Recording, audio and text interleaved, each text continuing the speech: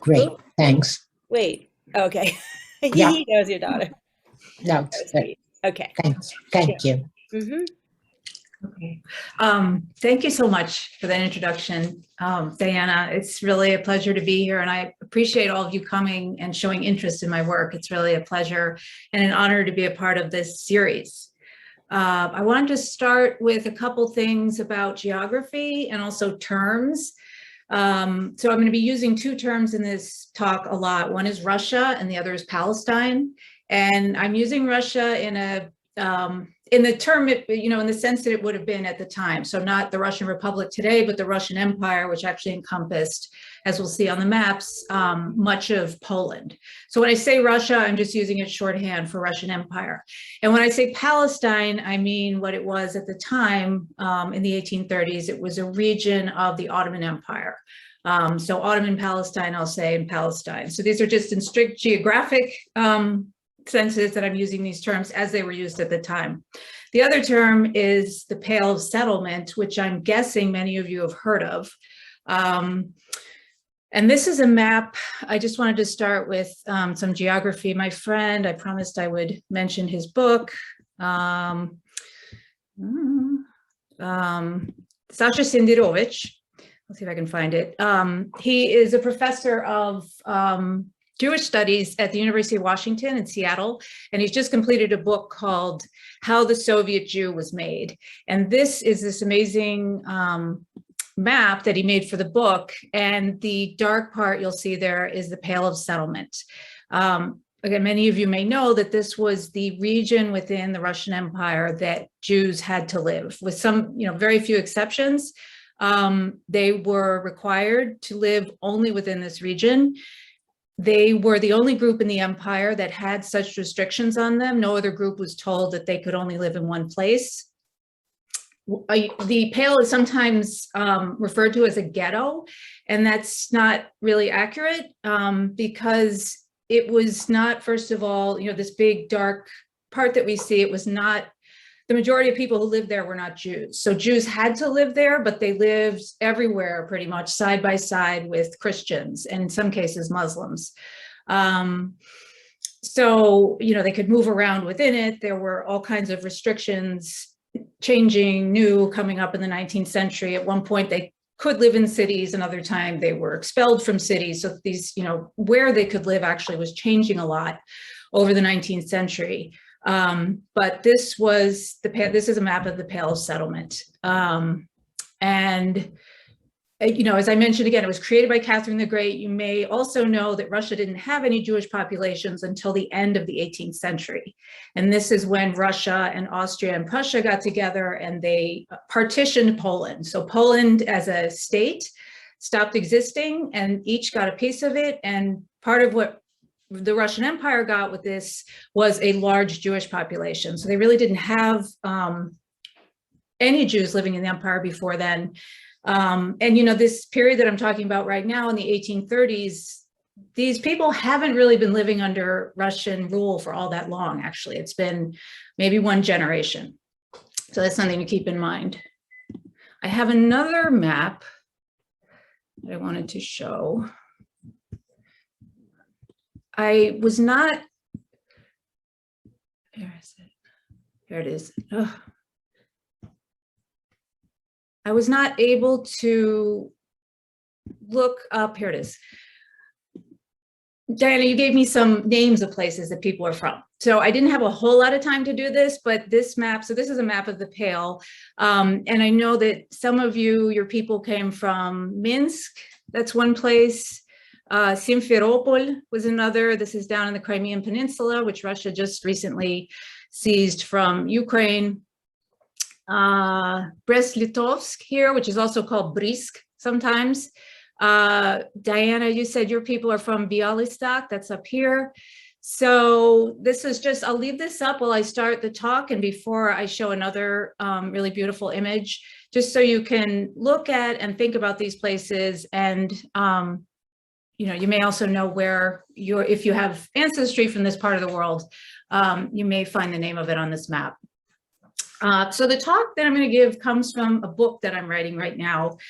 And the book is about how Russia in the 19th century came up with new criteria for citizenship and belonging in a way that privileged Christians and disadvantaged Russia's indigenous non-Christians, who numbered in the many millions. So Jews and Muslims were among them, and there were also other groups, pagans, Buddhists, Catholics. A major result of this redefinition of non-Christian Russian citizens as alien others was the massive displacement of Jewish and Muslim populations from their ancestral lands in Russia to North America and the Middle East mainly. So of course, this becomes very clear when we think about where the world's Jews live today versus in the 19th century.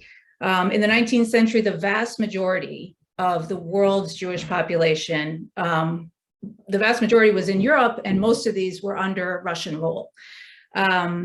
And today, of course, something like 94% of the world's Jewish population lives more or less equally divided between the United States and Israel. So this is a result of this process that is usually told starting in the later 19th century. And I'm going to start it earlier, and I'll tell you why. It's just kind of mind-boggling when you think about it, this massive displacement of people from places they had been living, some of them since, I think, the 1st or 2nd century. So really, these were their ancestral lands. So this great Jewish migration out of Eastern Europe is certainly one of the formative events in the modern history of the Jewish people. It's also a major world historical event that had many wide-ranging effects, social, political, and economic. To name just a few, it pushed the United States and the Ottoman Empire to create more restrictive immigration policies.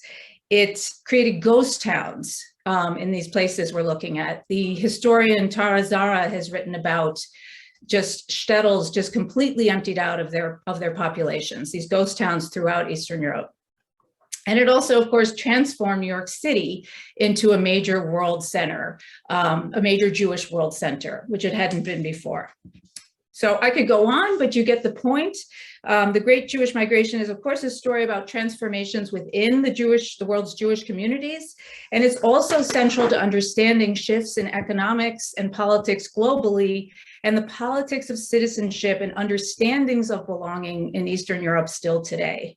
I'll just say that, Poland, after World War I, what we see here as Poland becomes its own state. That was the state with the largest Jewish population of any state in the world. And of course, because of the Holocaust, Poland today is 99% Catholic Christian. And there's a way in which people see that as normal, especially those who've grown up.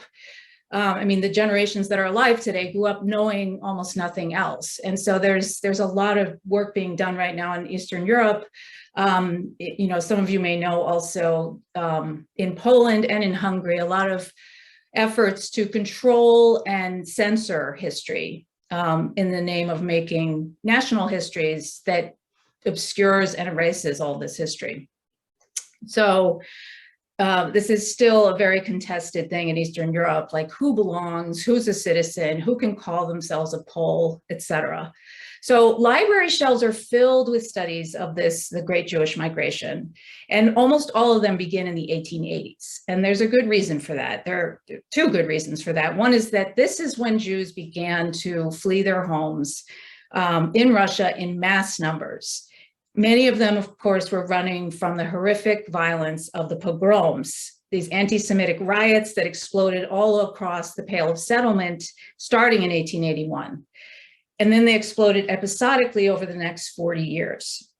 The late 19th century was also the high moment of national movements across Europe, including Eastern Europe's peoples, including Zionism, an ideology that moved many Jewish migrants to resettle in Palestine.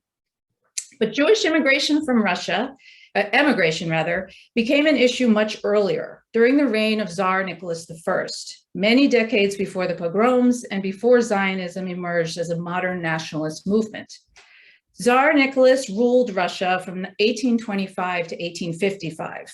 and he was infamous for his oppressive policies that aimed to destroy the unity of Russia's Jewish communities and bring them under direct state control. Some of you may have even heard of Tsar Nicholas I because this period and this Tsar was written about a lot in Jewish literature and remembered as an especially dark period in Jewish history in this part of the world. So, as I mentioned, he was infamous for his oppressive policies. One of the worst and most well-known is in 1827, he introduced mandatory military conscription for young men. And what this meant in practice was that the state officials would go into villages and take 12-year-old boys. They would just look around, gather them up and take them away. And they, in many cases, wouldn't see their families ever again, or it would be decades later. So when Jewish leaders in Western Europe learned of this persecution, they pressured the Tsar to allow Jews to emigrate. In at least one case, the Tsar consented. In 1846, he agreed to a plan by a French Jewish philanthropist to pay for the emigration and resettlement of 100 Jewish families from Poland to Algeria. There's no evidence that this Algerian plan was ever actually carried out, but it's clear from this and other examples that Nicholas was thinking about emigration, about Jewish emigration in the 1840s, and it may be that he considered it useful to this larger project he had of breaking Jewish communal structures in Russia. And he was doing this, to integrate the populations. He believed Jews were untrustworthy. They, spoke a language that the people around them couldn't understand. There were some studies that argued that this came out of state anti-Semitism, and it's a little, it was more practical than that, actually, which doesn't cancel out the anti-Semitism, but he wanted to integrate populations, the Jewish populations, and also other populations into the empire. He did the same thing to Muslims, created communal structures that were state-run and had state-appointed higher officials in them. So this was part of a larger project and involved other peoples. But some of the policies were only, and some of the cruelest policies were only directed at Jews. By the early 1840s, the Tsar was also aware that growing numbers of Jews were leaving Russia for Palestine. And this news came to him not from officials in the Pale of Settlement who were governing Jewish regions and were observing this emigration and its consequences. The information actually came from Palestine. Russia had set up a network of consulates in Palestine starting in the 1830s on the pretext of protecting Christians living in the Holy Land from persecution. The real reason, of course, was something else. Russia was competing with the British for influence in this economically and strategically important region that seemed at the time to be slipping from Ottoman control. Russian consulates opened their doors in the 1830s in Jaffa and Beirut, which was, of course, today is part of Lebanon, but at that time was part of the Ottoman region known as Syria and Palestine. And this was actually the closest that Russia could get to Jerusalem, because the Ottomans made Jerusalem off limits to European consulates because on the grounds that it was a Muslim holy city. So they really wanted to keep, and they managed to until the 1850s, keep the Europeans out of this city. So this was the closest at the time that Russia could get to Jerusalem, which was really a focus of their imperialism in this region. They were officially there to protect and support Christians, both locals and their own, so local Ottoman subjects and their own from Russia who came through on pilgrimages sometimes, not very many of them at the time, but sometimes came through to Jerusalem, especially during Easter. But in their first few years, the consuls, to their surprise, spent much of their time managing requests from Jews who claimed to be from Russia and entitled to Russian consular protection and had encountered various troubles they asked for help with. The reports these consuls wrote, reams of which are archived in Moscow, give lots of information about who these Jewish immigrants from Russia were, where they settled in Palestine, how they had managed to emigrate from Russia, and how Russian officials treated them. One particularly interesting report is by the Russian consul in Beirut, a guy named Konstantin Basili. He wrote it in the summer of 1847 at his summer retreat on Mount Lebanon. So this is also a reminder today, the idea of, moving easily between, from Lebanon to Jerusalem is hard to imagine, but in this period, this was all part of a larger Ottoman region, and you could move from place to place. These borders that we know today were not yet real.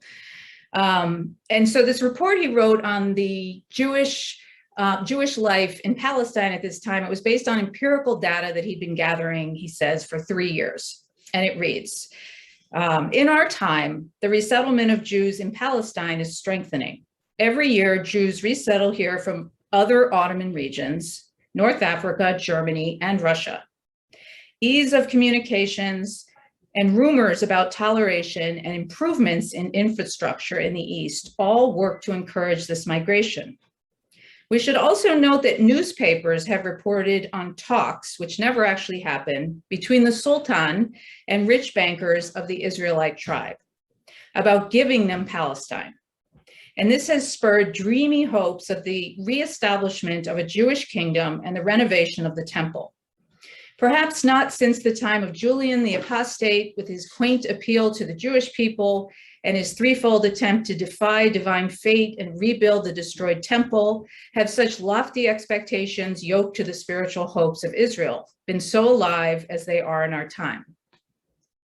Of the 4,000 Jewish families now living in Jerusalem and other cities of Palestine, primarily, and this I'll say in the, as it was in Russian, so it may be a different pronunciation as you know it, Tabaria, which is ancient Tiberias, Safed, and Khalil Ramon, which he calls ancient Ephron, but I'm thinking that was Hebron, because those are the 4 cities usually mentioned. And I don't know if Ephron has anything to do with Hebron, but you can tell me if that's true. Hardly 100 or 200 have grandfathers who were born in this country. So they're mostly recent migrants. European migrants and Turkish subject Jews, which he means they're the Sephardim, form 2 separate societies, each with its own synagogues and particular administration. The Turkish subjects, except for those who long ago settled in Syria and know Arabic, speak amongst themselves, like all of their co-religionists in Turkey and Africa, a corrupted form of Spanish, which is, of course, Ladino. The European migrants have already adopted Oriental dress, but they preserve their corrupted German language, which is, of course, he's referring to Yiddish. The former group is led by a rabbi who is also their political representative with the authorities, and he has the title Chacham Bashe. The latter recognize as their spiritual head the rabbi appointed by the Amsterdam congregation to focus on Eastern Jews. Generally, Jews suffer a lot in Jerusalem and in all of the Ottoman Empire because Muslims and others dislike them. The authorities generally do not persecute them due to their poverty.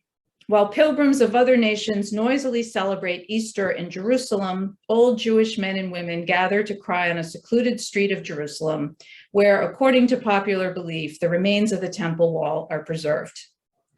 Nearly all Palestinian Jews live off donations from relatives in Europe and alms.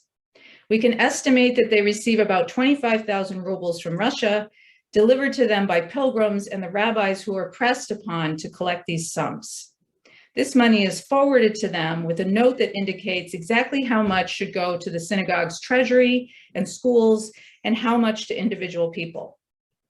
From Western Europe, money is delivered by bills of exchange with the strictest reporting, especially since Sir Moses Montefiore, brother of the Rothschilds, twice visited his Palestinian co-religionists and created a fund to support the synagogue, an almshouse, and a doctor for the Jewish people, in order to protect them from the good works and ministry of the Anglican mission. We should note that Palestinian Jews, even with such limited resources, care a lot about spiritual education.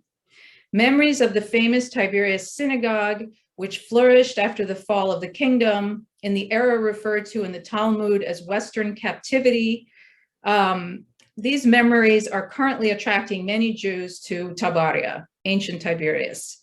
Safed, located in the nearby mountains, is also populated almost exclusively with Jewish migrants. Recently, both of these cities saw a terrible disaster. Nearby residents, Muslim and Druze, convinced of the growing prosperity of the Jewish colonies, rose up and attacked and robbed 700 to 800 defenseless families. A few weeks later, an earthquake killed many unfortunate people, burying them in the rubble of their homes. Since many of the victims were Russian Jews, our consulate insisted that the local Muslim ruler collect from the robbers millions of piastres to be distributed to those Jews who had been robbed. In Jaffa, there are today just a few poor Jews hiding out in the city, as in Haifa and Akka, or Acre, it's called in English. Not a single village has a Jewish farmer. The Jewish tribe has an indomitable aversion to agricultural labor everywhere, including in the very country they consider their divine inheritance. This labor is the foundation of every civilized society. This imperative is expressed in the original revelation, has been, it seems, completely overlooked by these dreamers who seek to restore the Jewish kingdom. He goes on to talk about nearby Damascus. There are 600 Jewish families, in Aleppo even fewer.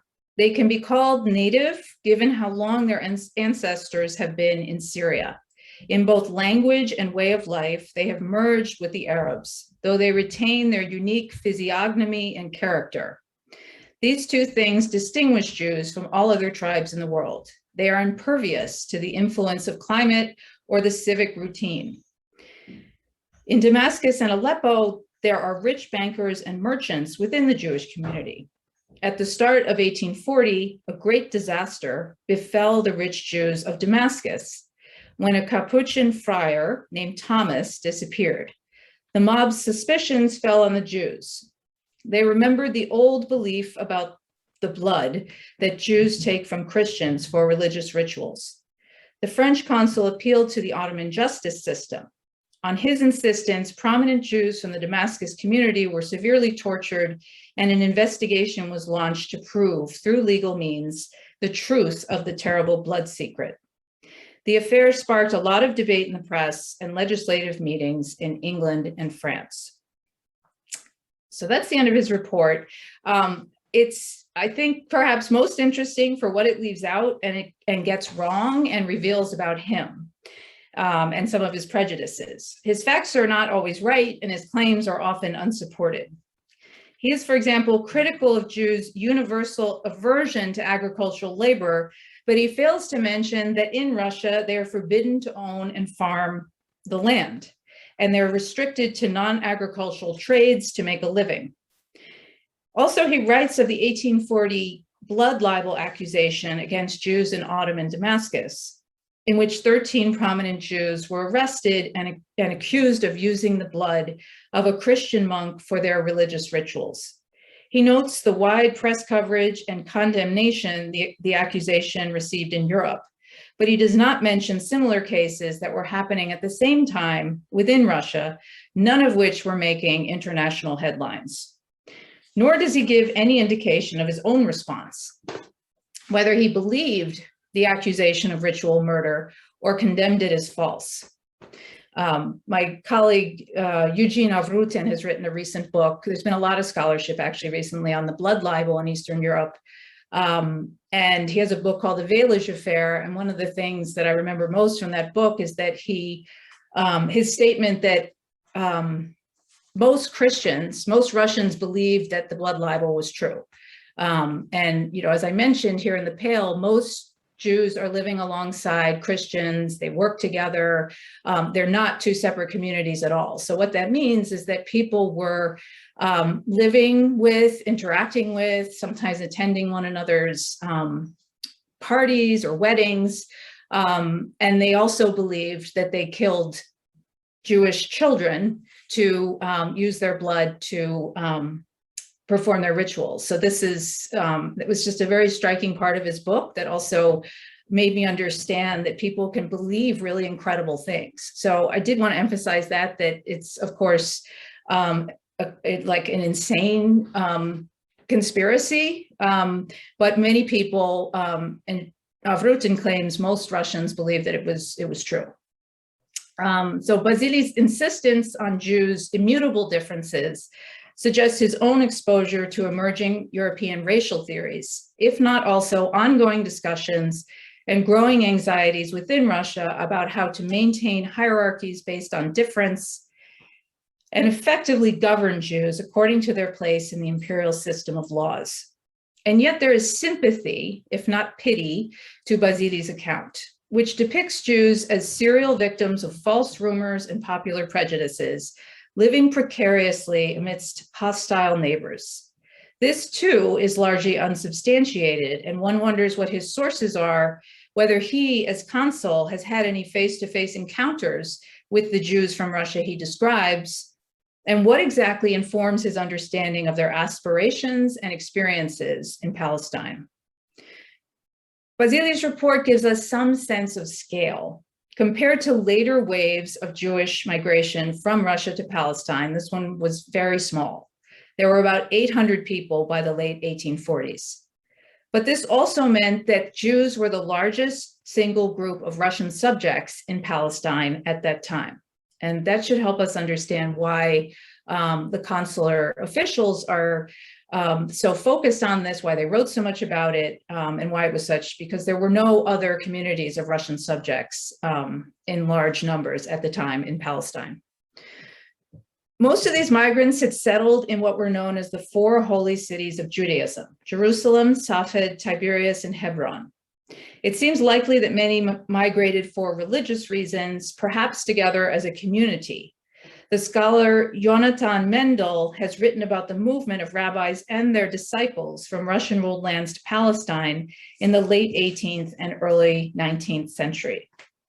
It is also possible that some left Russia to escape new laws that targeted Jews and brought unwelcome change and suffering. I already mentioned the 1827 decree that made young men liable for military service and forcibly recruited Jewish boys as young as 12 into the army. It may also be that rumors spread to Russian Jewish communities, several reports mention this, about improved conditions for Jewish life in Palestine, and that this inspired some to migrate. It is unclear how wealthy or poor these migrants were, what work they found, or what they lived on besides foreign donations. Another thing that he mentions is, hang on, I want to first show you this. I'm going to replace the map with this beautiful image that I got from, you can see this? Yes. Okay.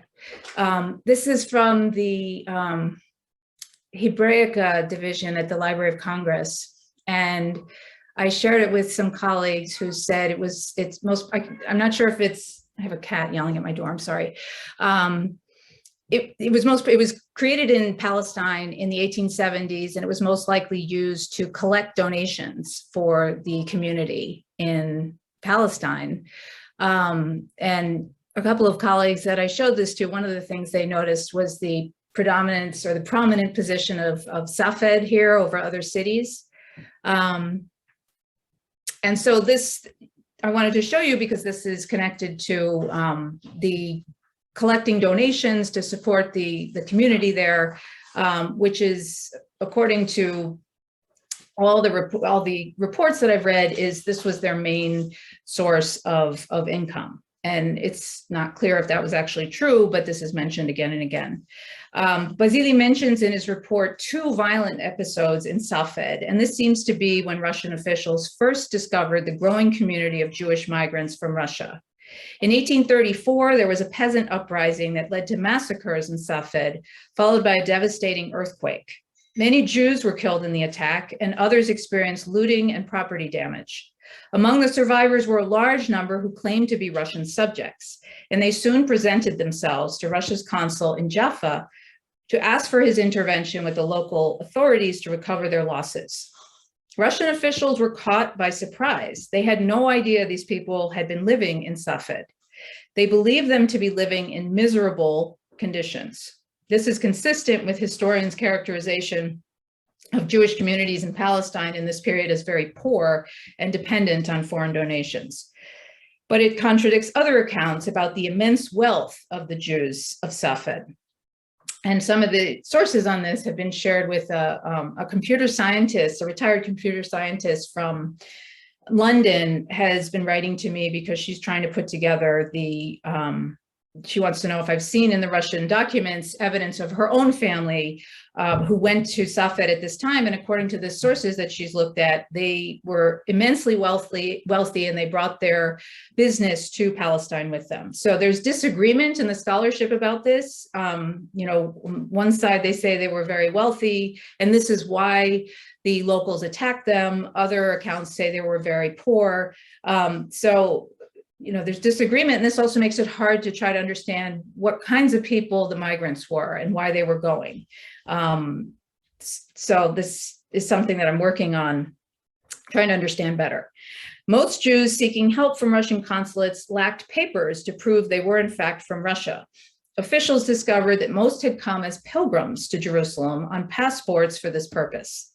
This meant that by settling in Palestine, they had violated Russian imperial laws, many of them introduced or codified in the early 1830s to discourage emigration and keep laboring taxpayers inside the empire.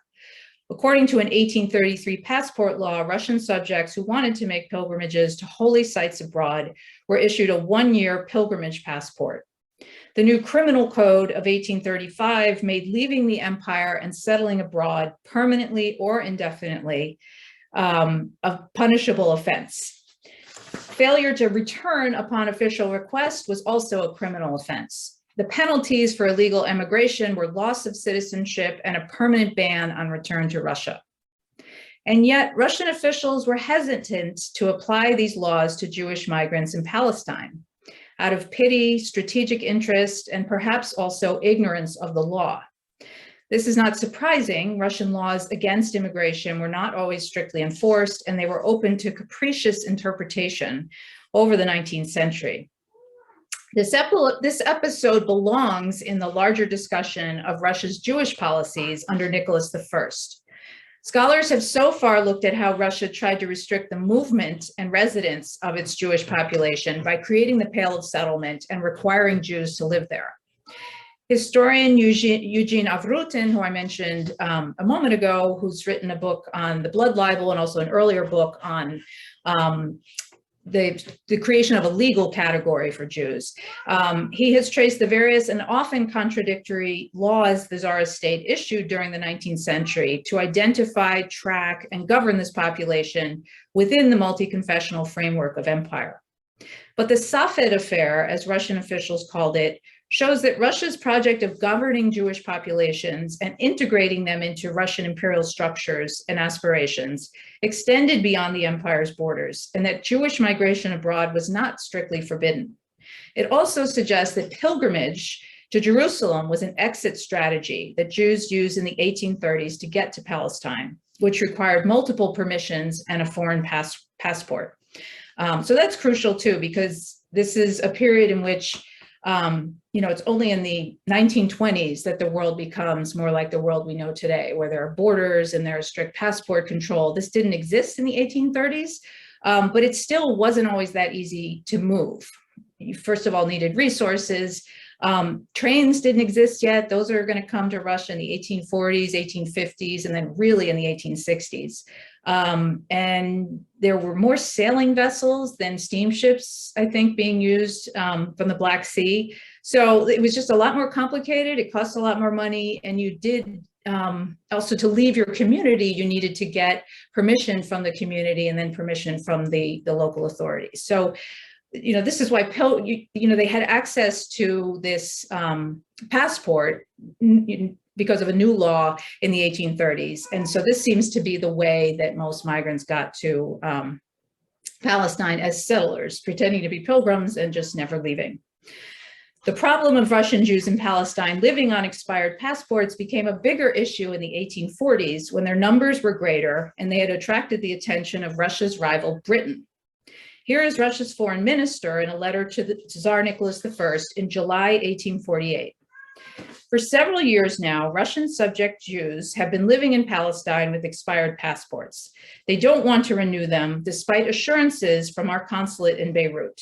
Some of them even have houses and land in Safed and Tiberias. The number of such Jews is gradually getting larger, and they currently number more than 800. They show up at our consulate only when they need its legal protection with regard to the local authorities, or for help settling their internal quarrels, or to take advantage of trade privileges granted to Russian subjects in Ottoman lands. Our consulate does not turn down such requests for protection by Russian Jews, even though they have expired passports. But since the English government has recently become active among Jews living in Palestine, trying to convert them to the Christian faith, the English consul has announced his desire to take under his diplomatic protection those Russian Jews who have been deprived of our protection due to their expired passports, or because they refuse to return to Russia. Our Beirut consul, Basili, believes that all Russian Jews living in Palestine should be given a grace period of 1 year or 6 months to either return to Russia or register for new necessary passports. At the end of this period, those who refuse to do this are no longer considered subjects of Russia and can be given over to the protection of England or another power.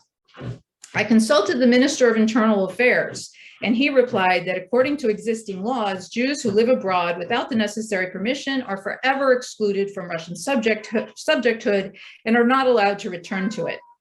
He does not see any obstacle to letting the English government take under its protection these Jews with expired passports. But from a political standpoint, I find it inconvenient to immediately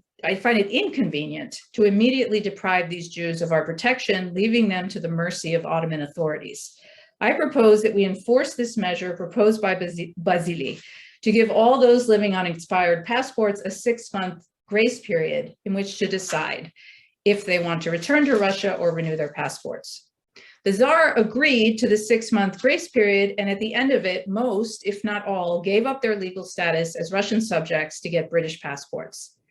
Historians have argued that Russia surrendered its Jews to British protection in the 1840s as a way to get rid of unwanted populations. But this is not what happened. In fact, Russian officials were very reluctant to give them up and tried hard to persuade them to remain Russian subjects. Why did these Jews choose to forfeit their status as Russian subjects and embrace British protection? This is unclear from the documents I've studied so far, but it is clear that it was a choice. And so they must have anticipated greater benefit, perhaps related to trade in Palestine, perhaps as a way to escape their situation in Russia by becoming British protégés. On their financial situation, reports said that some Jews from Russia owned houses and land in Safed. It is uncertain what this means, whether they own property in their own name or how they managed the purchase, given Basili's claim in his report that most Jews in Palestine were poor and lived off donations from their co-religionists in the diaspora. At least one Russian official would later call the surrender of Jewish subjects to the British a serious error. In 1857, a young naval ministry official named Boris Mansurov traveled to Jerusalem. The Crimean War had just ended. It was 1853 to 1856, so this is 1 year later, and Russia was resuming its imperial meddling in Palestine. His job was to gather intelligence on how best to do this. He noted that it had been Russian Jews in Palestine who had warned Russian officials months ahead of time that Britain and its allies planned to attack Russia's main naval base in Crimea, which they did in September 1854. He argued that Jews were very useful to Russia as spies with unique access to information through their global networks. Here is Mansurov's report. Our diplomats in Constantinople made a big mistake when they gave away our Palestinian Jews to foreign consuls. We really need these people. As nimble agents, they will provide paid services to our state steamship company in all the coastal areas of Syria, Palestine, Egypt, and Asia Minor. Because they are in touch with the Kahals and the richest bankers and their relatives in France, England, Holland, and other countries, they are in a position to tell us state secrets. just like when they told our officials about the secret of the Crimean expedition at a time when in St. Petersburg they thought such a thing impossible. We need to be nice to these people. Our diplomats need to know which ones among those living in Jerusalem, Hebron, Safed, and Tiberias are wealthy and intelligent.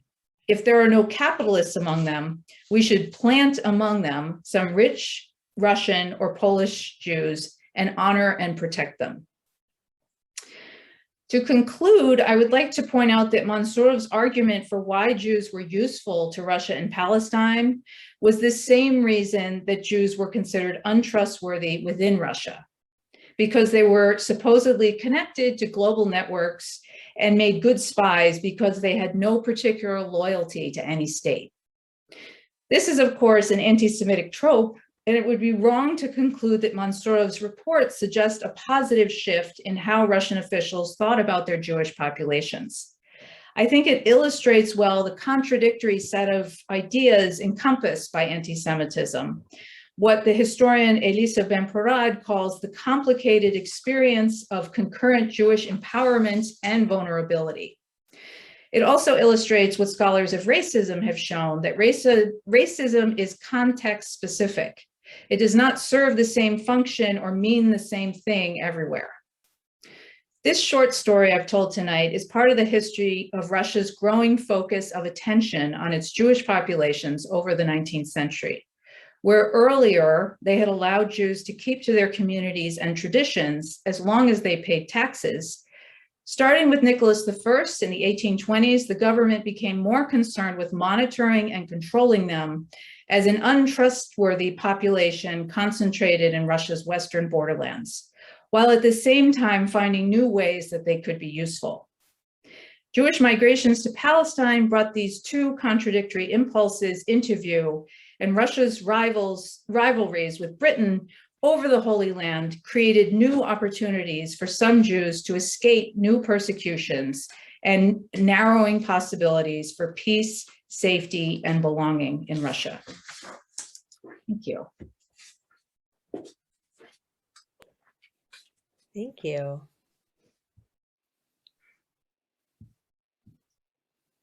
Do you want to come out of the screen share? Oh, yeah.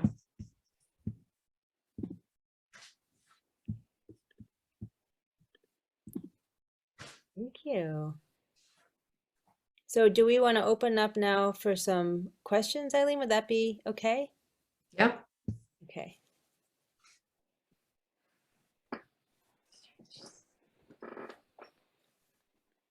Abraham. Yes, I suspect that my father was born in Jerusalem, and I suspect that his grandfather came from Russia. We have no documentation, but I think it fits right in probably in the 1840s. And for me, it's been an absolute blank to try to fill that in. Hmm.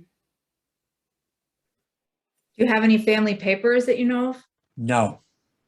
Only immigration papers. My father, he immigrated, I think, in 1921 at the age of 19. Immigrated to the US? Yes. Okay.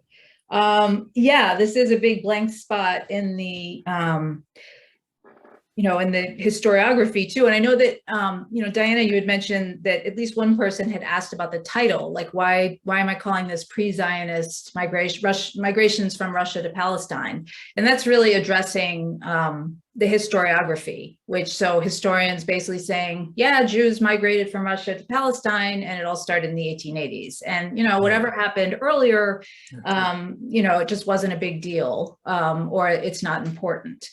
There's an added dimension to this, that when you start to ask questions about the size of the Jewish community before the 1880s, or, how many people were living there, how much land they own, this becomes very political very quick, where, are you trying to make it seem like, the numbers were bigger than reported in the late 19th century or the other way around. So obviously that's not my objective here.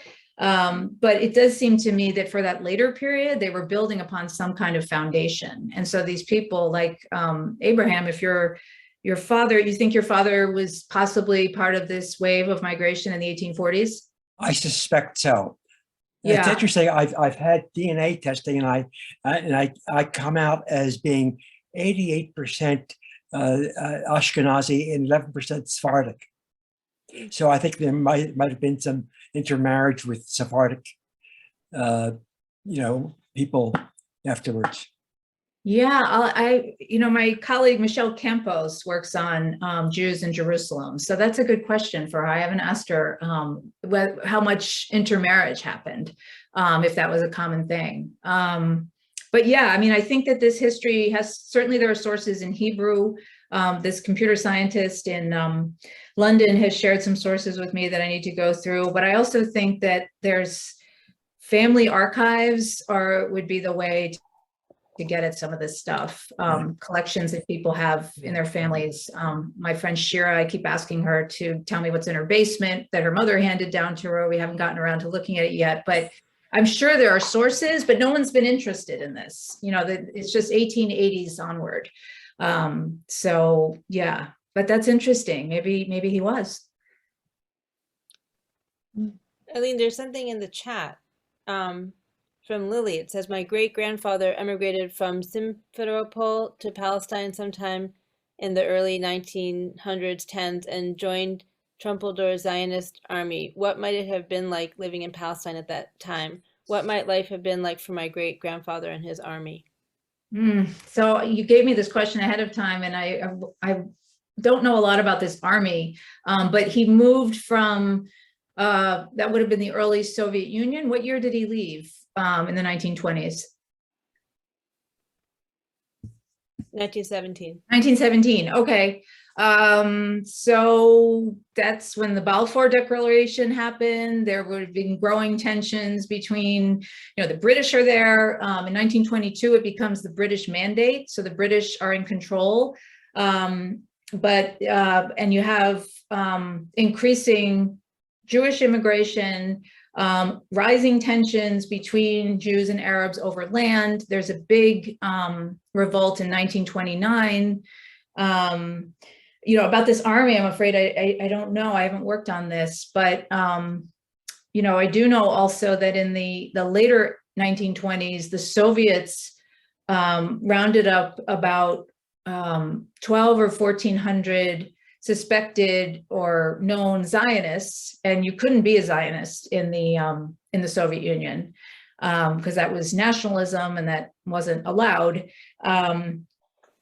And they gave them the option because they needed money for industrialization. So they said, you can either go to Siberia, or if you pay us, we'll send you to Palestine. So the historian at Rutgers, Ziva Galili, has written about this. So they chose exile, as she says, to Palestine instead of, it was obviously the better option. But so your ancestors may have encountered some of these people coming in. It was, not a small number of people. It was 12 to 1,400. It was a transaction for the Soviet government, a way they were trying to industrialize very quickly, and they were thinking of all kinds of ideas about how to raise money.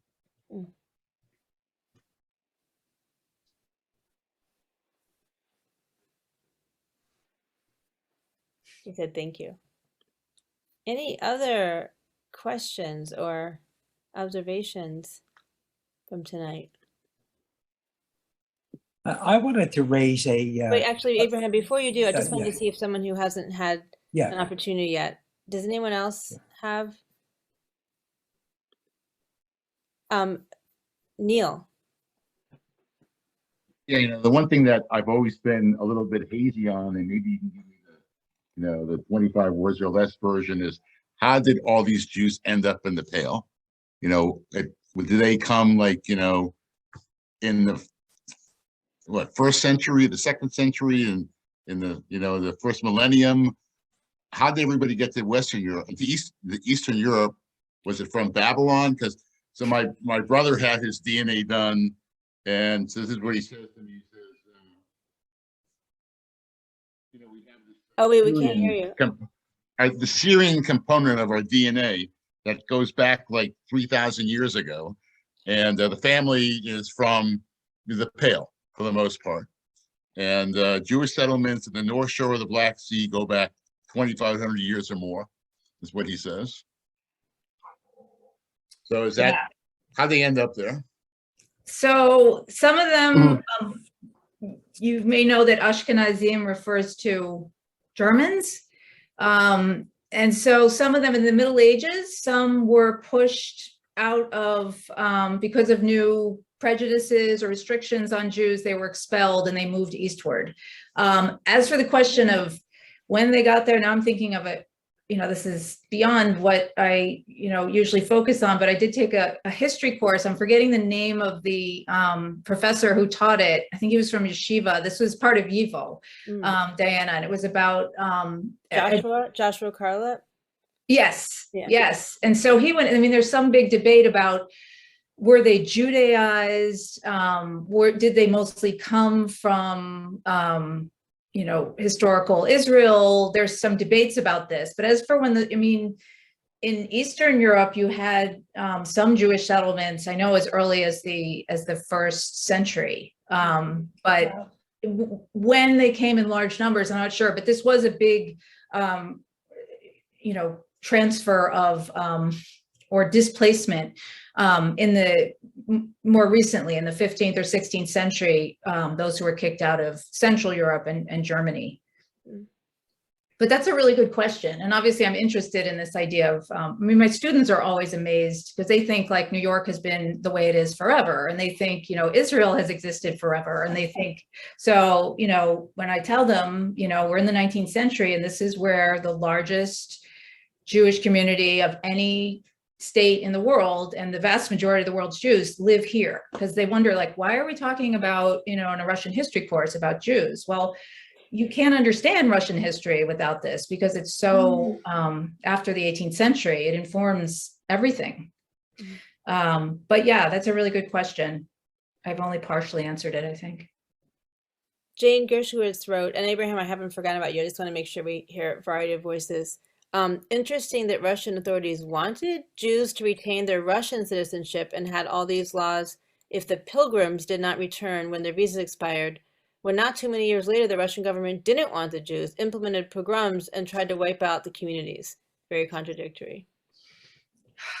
Yeah, so I would say the pogroms that happened, the state didn't instigate the pogroms. That's what the studies, we have lots of studies on this, tell us. Like states, even if they don't like populations, and no one suggests that Russian officials ever really liked or trusted the Jewish population in the empire, they still don't want people within their realm fighting. So they don't usually encourage violence. So the pogroms were spontaneous, and they were, they involved sometimes the police in a town. Sometimes it was just people in one town attacking their neighbors. But the thing we also do know is that the local authorities often turned a blind eye and let it happen. Why they did that is another question. In one case, the South here. What's that? No. If ever, I'm gonna, yeah, go ahead. Sorry, they weren't muted. Go ahead. Yeah. So, in one case that a colleague studied, they were like, well, we don't want the peasants, the Russian population was also suffering. This was a very bad period economically. And so they thought, well, let them blow off some steam by attacking their neighbors and then they'll be easier to rule. There were all kinds of different reasons. There were local officials who were very anti-Semitic who were happy to let it happen, but it was not a state organized thing. And then the worst pogroms were during the Russian Civil War, which was 1917 to 1921. And those were, many different, this is after the Bolsheviks stage a coup and take power, but they still have to defeat all of their opponents. So there's this long civil war. And so you have different groups blaming the Jews for different things and, attacking communities. And this was by far the worst like something like at least 150,000 people were killed. And this really hasn't been studied very much until recently. There's been some really good work on this, but those two were not, that's kind of a myth that the Russian state encouraged these things. But you're absolutely right. To me, that's also, the precarity of being a minority. This thing that I mentioned that Elisa Ben-Porad talked about of empowerment, but at the same time, tremendous empowerment and also vulnerability. So it makes perfect sense to me, actually, that, that things were not consistent over time. But it also, I think, I think people today in the United States have trouble understanding that there's anti-Semitism because they say, well, as a group, Jews are relatively successful. So how can that be? And throughout history, it's been that those two things have gone together, and the prejudices also don't have to add up. It can be, they can be accused of being polar opposites, capitalists and communists, for instance. So you're right, it doesn't add up, and that's very typical of the time and of the kind of treatment of this particular group. I would say, though, that never ever in the history of Europe had there been violence against Jews like they saw in the 1880s, and then it was even worse in the 1920s. And then, for that period of time, it was the worst thing Europe had ever seen. So yeah, these things don't add up. So I want to ask, there's something from Jeannie and Maureen, and then circle back to Abraham. Is this okay still, Eileen, time-wise? Yeah. Okay, great. So Jeannie, in my family from, why don't you say it, Jeannie? Berdyansk. Why don't you say this? Will you read it? Sure. My mother's family is from Berdyansk on the right on the Sea of Azov, and I really knew my grandfather very well, and I heard lots of stories, and I have my family's well documented. My real question is about intermarrying within Jewish families. Back in Berdyansk, my grandfather's sister married her first cousin. Now that would never be allowed in this country, but I knew them all. They were all in this country eventually. And when my grandfather came to this country, he met one of his first cousin's children. She was a grown woman, and they married. They were first cousins once removed.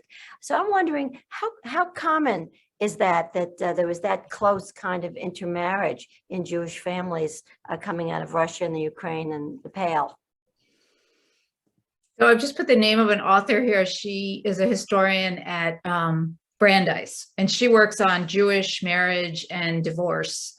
So the answer is, I don't know how common. I mean, I would guess that it was probably pretty common because these were small communities. And, as I said, they weren't all concentrated in one place. I mean, they were within the Pale, but they lived, the Pale was huge. They lived long distances from one another. And so, so I'm guessing, but Freeze is the source on this. Okay, Yeah. Thank you. Mm-hmm. And I think Maureen was just kind of commenting on that. My maternal grandparents were also first cousins, and we think our paternal grandparents may have also been. So it's, yeah. So I'm going to circle back to Abraham. Abraham, what did you have another comment or question? I was wondering about was there any self-organizing by the Jewish groups, say, for example, in Israel? And I noticed that there was this photograph on the flyer of showing the Wailing Wall, and was that just an old relic? Notice the people there. There were men and women there, which today doesn't happen together. I mean, did they have rules? Were they self-governing, or were they dominated by other cultures? Well, the photograph, I think, is one that you chose, Diana. I think it must have been Abraham, because you. I did. I found that. Yeah, he created. Oh, okay. He created the flyers. Self-governing within Russia? No, within Palestine, since they were in communities, there must have been clusters of people together. Did they have their own Judaic rules and hierarchies? That's a great question. I don't know. You mean these early settlements, these early Yes, migrants? Yeah, that's a great question. I mean, I would imagine they would if they were in any bit an observant group. They would certainly, follow the same like Shulchan Aruch and the halacha and create communities of. I mean, what Jews have been doing for centuries. I can't imagine they wouldn't do that there unless it's a whole different group of values that I'm not aware of. But it's an interesting question. But there would be governing too. There would probably be their own kind of hierarchy in order for the community to function. I would imagine so. That's generally what's happened wherever Jews have gone. Yeah, and I was struck by, I mentioned Jonathan Mendel has studied, he's written about in the late 18th, early 19th century, how entire communities would move. So there'd be a rabbi and then, so the people would move together as communities, it seemed. That wasn't, so you're kind of moving the community and hierarchy to another place. But I thought that was interesting. Anita, did you ever, oh no, you didn't. Yeah. I'm just really struck by thinking about the fact that within, was it 100 years, did you say, that the entire population of Jews went from basically one part of the world to split off into basically two parts of the world in 100 years? Is that kind of what you're saying historically? Yeah, from the 1840s to the 1940s. The part that I didn't, of course, get into is that, some left and of course others died in the genocide. So, the emptying out that, the real, that's the other thing when you look at this map of the Pale, you all know this, but these are like just lost worlds, they're just never, ever, they're just gone. But you still had many, many people living there, of course, in the early 20th century. So yeah, but in the span of 100 years, again, Poland is the most striking example for me. And this, of course, was some movement out, but mostly the Holocaust. They had 3.5 million people in Poland. And by the end, it was like 350,000. And then there was the Kielce pogrom and another pogrom. And so most of those survivors left.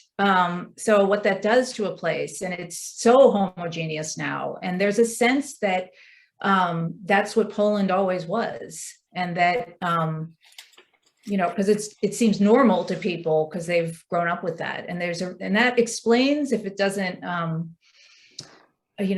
excuse or condone the resistance today to, there's a lot of resistance, and the government is creating its own institutes of history and commissioning work and monuments to really emphasize Polish suffering in World War II. And so I guess what I'm trying to suggest is that's easy to believe when you look around and, you see this homogeneity. But yeah, it's an amazing story. I mean, it's a terrible story too, but just 100 years, the change. Yeah. And what I had heard about Poland and the statistics that helped me are that before the Shoah, 1 in 10 Poles were Jewish and 1 in 3 Warsaw people were Jewish. So imagine 1 in 10 of the entire country at the time are gone, and then 1 in 3. So it was, kind of like New York at one point when it was probably 1 in 5 were Jewish, that suddenly, I mean, that Poland, it really strikes me too. But that's more modern, and that's, more recently than what we're talking about in your talk here. Yeah. And again, this is very small scale, what I'm talking about, but, there's this sense that just kind of out of nowhere, they, large numbers start going to mainly the United States, but smaller numbers, of course, to what's then Palestine. Mm-hmm. But, one of the things I'm trying to figure out is they sort of built a foundation, it seems to me, that the later migrants probably built upon. So it's worth recovering this history, and also, Abraham's question too, what kind of, what was the structure of the community, and what kind of institutions had they potentially created, or industries that maybe helped these later migrants, or that they were integrated into. So there are lots of reasons to ask about it. And also, I mean, this is an awful part of the story too, but when you, when you start to line up some of the examples, you see, I mean, what I'm seeing with Russia is a pattern of, we don't want these people in the empire, but they're very useful to us abroad, and useful in different ways. So like the worst example that comes to mind is that after World War II, Stalin, the Soviets occupy Eastern Europe, and there are tens of thousands of survivors in Romania, survivors of the Holocaust, and Stalin has them all sent to Palestine. It's still this is like 46, so it's still the British mandate. And they have two reasons for doing this. One is they've just occupied Eastern Europe, and they're like, these people are going to want their property back and their possessions, and we just want to basically colonize Eastern Europe, and that's going to create problems. So let's just get these people out of here. And also he wants to, he figures if you send more Jews into Palestine, this will make things worse for the British. So it's actually, sadly today we see, I don't know if any of you were following the situation on the border of Poland and Belarus, where the Belarusian government had actually invited refugees from all over the world, Afghanistan, Africa, there was someone from Cuba in one of the accounts I read, to come to Belarus, and then we'll give you safe passage into Europe so you can seek refuge in Germany. And actually it was they've sort of, it's a terrible story. They pushed them across the border into Poland, and these people are stuck in what's called the Białowieża forest, which is this swamp, and no one can really figure out why the Belarusian government did this. There are different theories, but this is a use of migrants or refugees to, again, this word usefulness. Sadly, when people start to move, they generate industry, they, generate, initiatives to make money, but people also see, governments see benefit in channeling them in certain directions or using them to disrupt things. So it's terrible, but it's true. I want to say to everyone that Eileen has specifically asked for her time and expertise that a donation be made, which will already be made from the synagogue, to HIAS. I'm going to put it out there that if anyone else feels moved to give to HIAS anytime soon, that would be a real mitzvah. I just wanted to ask you, Eileen, what it means to you that you feel so passionate about, like immigration and refugees, and that's something that you are, deciding to, give in that way. You mean study it, or? Well, yeah, study, and basically your interest in this, that it seems like a passion of yours. Yeah, I mean, I guess, the first thing that comes to mind is just the Syrian civil war, which started, of course, in 2011. And there were, I live near a small city in Connecticut called New London, and like 4 families were brought here. So they got a ton of attention. And there was this one family, I don't speak Arabic, but I speak Turkish. And there was this one family that came from a part of Syria where there's a Turkmen minority. So I started to volunteer with them, and it just was this incredible experience. It was, and the mom was really cool. So it wasn't just, we actually got on really well. She was fun. She had all these kids. I would bring my kids with that, over. Sometimes they complained, but I was like, we're going. But they're around the same age. And I don't know, it's also made me just reflect on how, some certainly way more than others, but it's all this, it's very precarious, the safety that we feel. And, this family, they had a daughter who had cerebral palsy, and they were just kind of plucked from obscurity. The mom went one day to get food in line, and there was an official from the American consulate, and he just they were trying to find people with children, disabled children, to, you know, give them priority. So she just happened to be in a food line one day, and, you know, you think about that. And you know, also I guess I also am interested, obviously, in the history of Palestine and Israel, and I do feel like there's this, obviously, it's touchy to many people, and it's a very politicized historiography.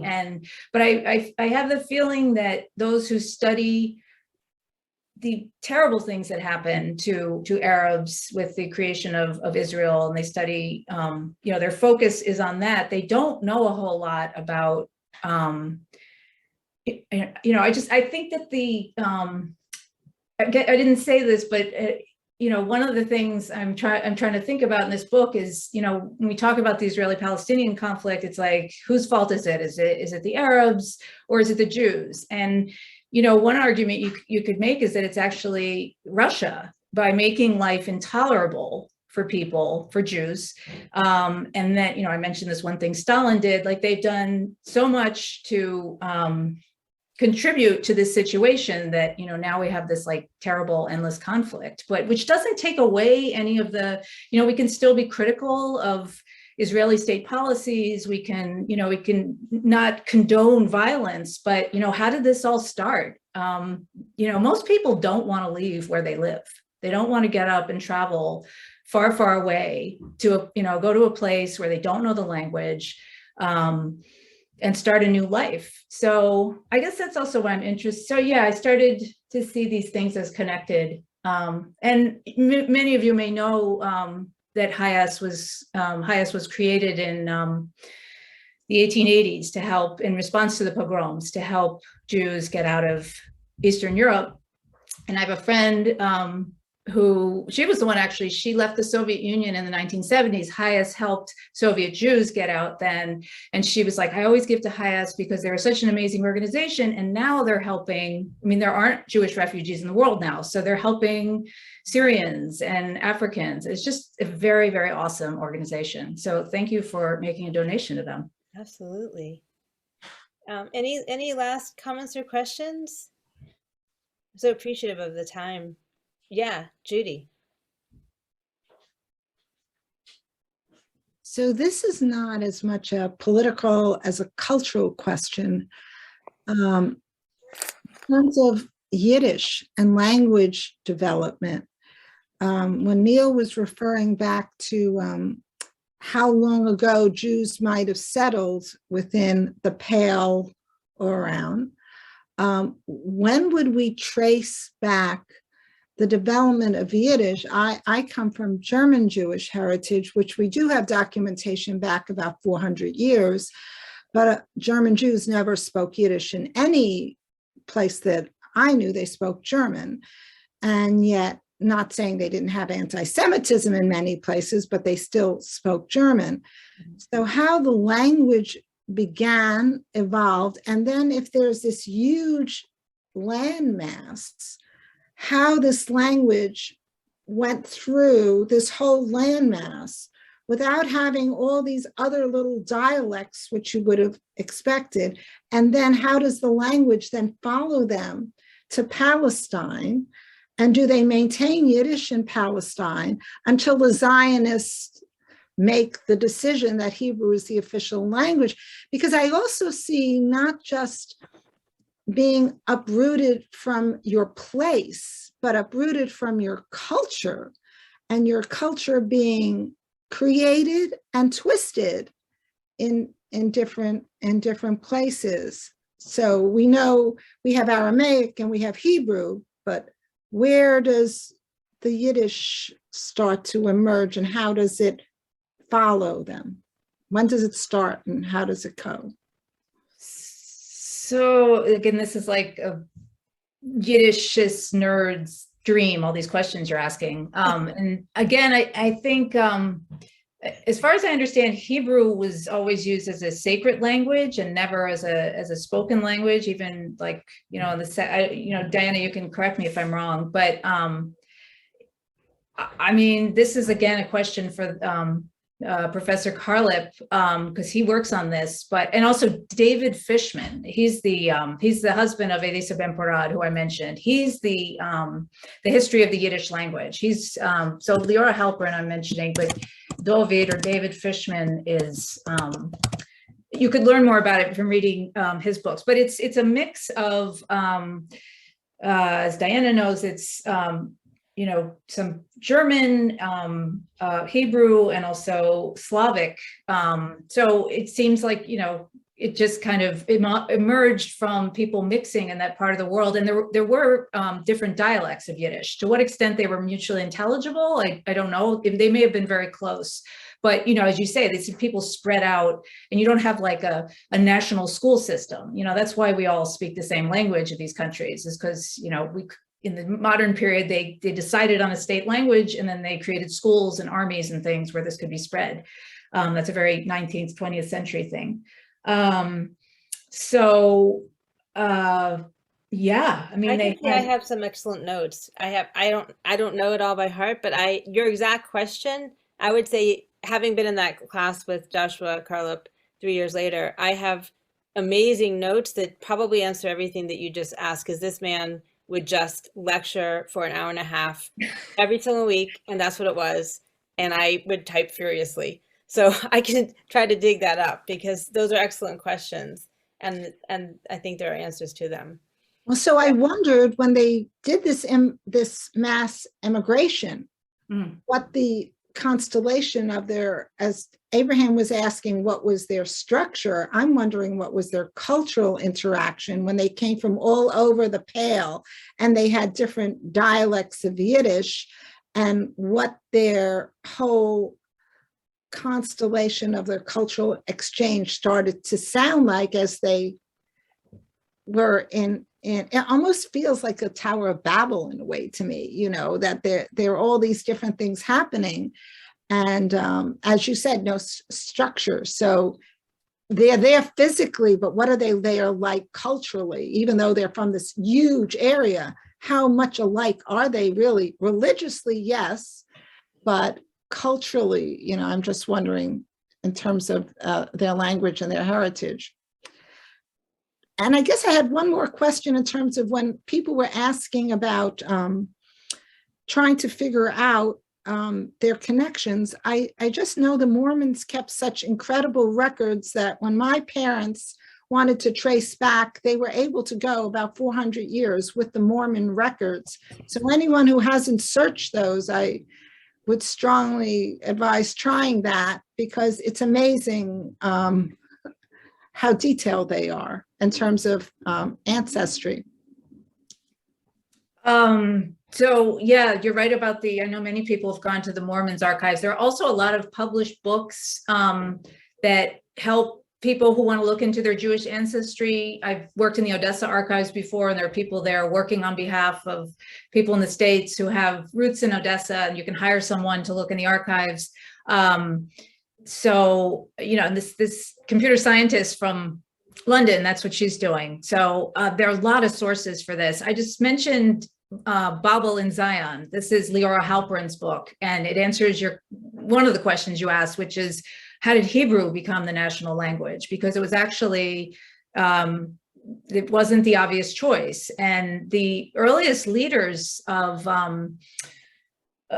Jerusalem, of Israel, like most of them were from the Russian Empire. So that doesn't mean that they necessarily, if they were from Poland, maybe they knew Polish as a first language if they were more assimilated, but they were Ashkenazim. They were, they didn't speak Hebrew. They spoke Yiddish for the most part. And so there was a debate about, should it be Yiddish or should it be, and Yiddish was really considered, as many of you know, like, oh, that can't be a national language. And our teacher, Gonshor, what's her name? Anna. I mean, she was like, Kinderlach, in one of the first classes, she was like, this is not as they said in the document, a corrupt language. This is not a joke. This is not, so Yiddish has been not given the respect it deserves. But this was a very contentious thing, as I understand it. And Leora Halperin has written this whole book on it about because you had a situation in which people had to learn, like many or most people spoke Yiddish, and it was like, no, you're all going to learn Hebrew, and that didn't necessarily make sense. But your other question about, just because they're from the same part of the world and speak Yiddish doesn't mean they were all. I don't know if anyone's written a book about that, about sort of the culture. I mean, what the cultural differences were and how that. Sort of a myth that everyone comes together and they're all of the same. It's like people used to worry that Muslims showing up in Mecca were all going to plot a conspiracy to overthrow the imperial powers. It's like, well, they couldn't communicate with one another. Like someone from Pakistan and someone from Saudi Arabia and someone from Russia, they all spoke different languages. So there is some mythologizing that has to be stripped away, and your questions are really good. And then as for like speaking Hebrew before it became what my Hebrew teacher, my biblical Hebrew teacher said was that modern Hebrew is like a European language in drag. Like there was a lot of aspects to modern Hebrew that's very different than rabbinic and biblical Hebrew, and it was very influenced by the mindsets of people like who knew Russian and European languages to create it. But people in the past who only spoke Hebrew to each other would be scholars who were from different countries, and the only way they could communicate at all would be putting together whatever Hebrew they could from the holy tongue if they didn't know their kind of home language, which I thought was really interesting. I'm recognizing it's getting very late, and I just want to thank you, Eileen, for the time you've taken with us to share your expertise and answer our questions and really give us a mind-blowing amount of information about something that most of us probably only have this much knowledge of. So thank you for your generous time and sharing with us tonight. Really. You're welcome. Thank you so much for inviting me. Yes. Wonderful to see you. Good to see you. Yeah. Thank you. Shabbat shalom, everybody. Great to see Shabbat you. shalom. Shabbat Good shalom. Shabbos. Thank you. Good Shabbos. Thank you.